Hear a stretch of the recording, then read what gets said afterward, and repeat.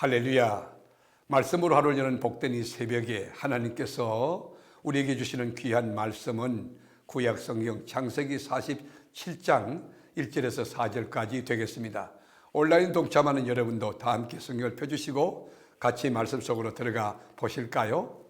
요셉이 바로에게 가서 고하여 이르되 내 아버지와 내 형들과 그들의 양과 소와 모든 소유가 가나안 땅에서 와서 고센 땅에 있나이다 하고 그의 형들 중 5명을 택하여 바로에게 보이니 바로가 요셉의 형들에게 묻되 너희 생업이 무엇이냐? 그들이 바로에게 대답하되 종들은 목자이온데 우리와 선조가 다 그러하니이다 하고 그들이 또 바로에게 고하되 가나안 땅에 기근이 심하여 종들의 양떼를 칠 곳이 없기로 종들이 이곳에 거류하고자 왔사오니 원하건대 종들로 고센 땅에 살게 하소서. 아멘.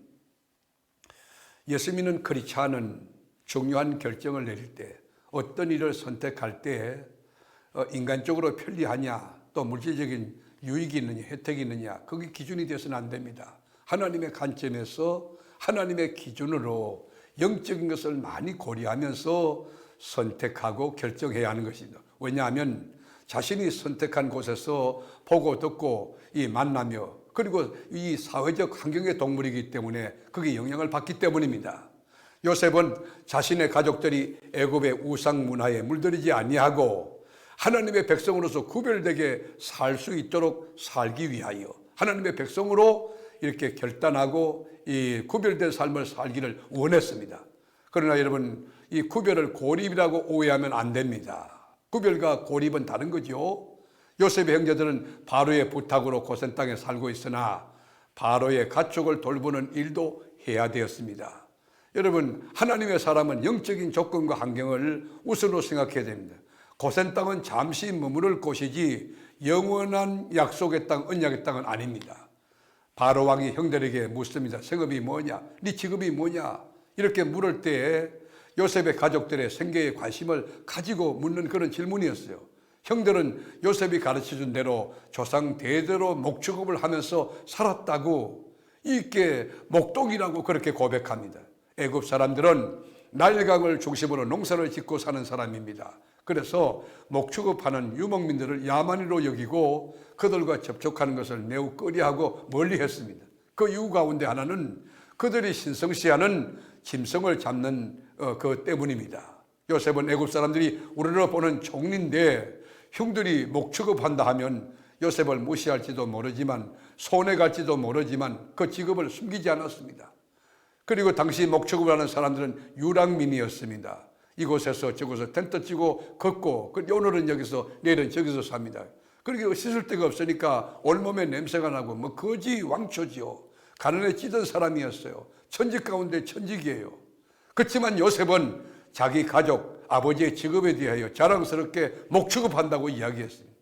총리의 권위에 해를 끼칠 수 있는 그런 문제일 수 있지만 아버지를 자랑스럽게 여기고 아버지를 귀히 여기는 여러분 그 존중하는 그 태도 얼마나 귀합니까? 자랑스럽습니까? 기근 때문에 짐승을 먹일 목초지가 없어서 애굽에 머물러 하니 고센 땅에 머물게 해달라고 요청하지 않습니까? 요셉의 형제들은 자신들이 애굽으로 내려온 것은 단순히 기근 때문이 아니며 다른 불순한 이유가 없음을 분명히 밝힙니다. 언젠가 기근이 끝나면 돌아갈 것이라고 신앙 고백합니다. 이 말은 수년 내에 이루어진 것이 아닙니다. 400년이 지난 다음에 출애굽의 역사를 통하여 하나님께서 하신 말씀, 그 약속이 이루어집니다.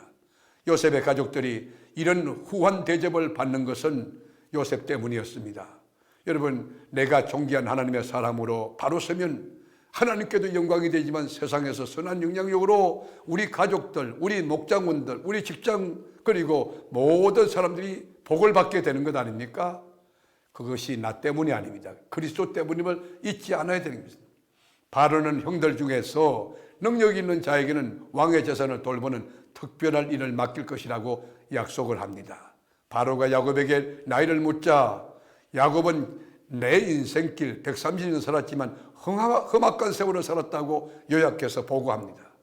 여러분, 어찌 야곱만 험악한 세월을 보냈겠습니까? 어떻게 야곱만이 나그네 삶을 살았다고 말할 수 있겠습니까? 우리 그리스도인의 삶이라는 것도 순간순간 하나님을 의지하며 천국을 향해 가는 삶, 여러분 비바람이 붑니다. 험악한 삶을 살아가는 순간이 한두 번 아닙니까? 야곱은 두 번이나 바로를 축복합니다. 130살 먹은 이 노인이 여러분 무슨 힘이 있습니까?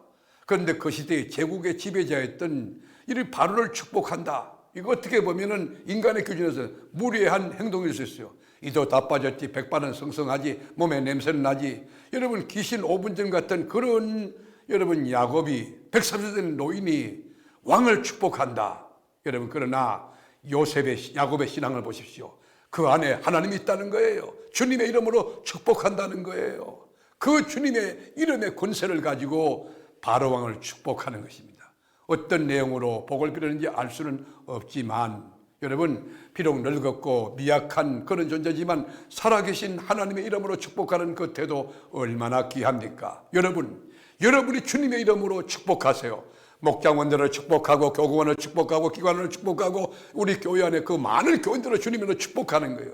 여러분이 축복하면 그 복을 하나님이 베풀어 주십니다. 가정해 주십니다. 일터해 줍니다. 영적으로 육적으로 주십니다.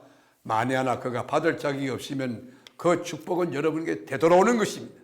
말씀을 하러 저는 복된 새벽, 여러분 다른 사람을 주님의 이름으로 축복하며 오늘도 멋진 삶을 살아내는 명품 인생, 덕덕 인생 되는 은혜가 있기를 주님의 이름으로 축복합니다. 기도하겠습니다. 주님, 오늘 하루를 살면서 모든 사람에게 모든 기회에 주님의 이름으로 축복하고 또 위로 격려하는 참 좋은 이웃 되게 하옵소서. 그 선한 이웃이 되게 하옵소서. 우리를 만나는 사람들이 가슴이 뛰고 영안이 열려지고 천국의 소망을 갖게 되고 하나님께 감사하는 그 아름다운 역사가 열매 맺도록 은총을 베풀어 주시옵소서.